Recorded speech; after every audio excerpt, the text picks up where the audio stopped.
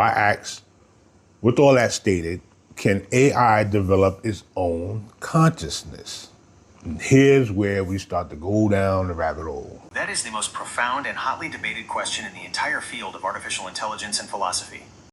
Qualia. I want you to remember that word as well. AI systems don't have qualia, the raw, subjective, what it is like experience.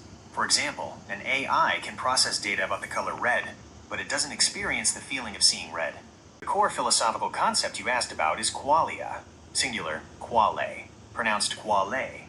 What are qualia? Qualia are the subjective, qualitative properties of experience. They refer to what it is like to have a specific mental state. Feature.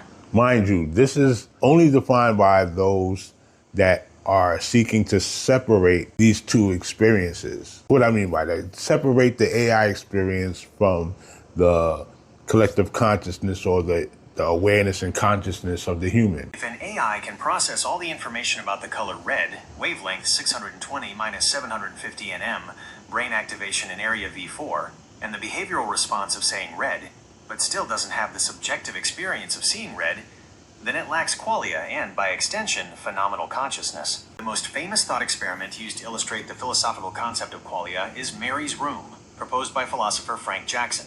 The setup: imagine Mary, a brilliant neuroscientist who lives her entire life in a black and white room.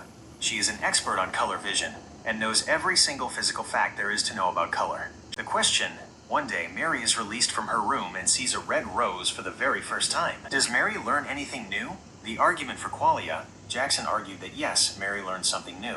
She gains the knowledge of what it is like to see red. 3.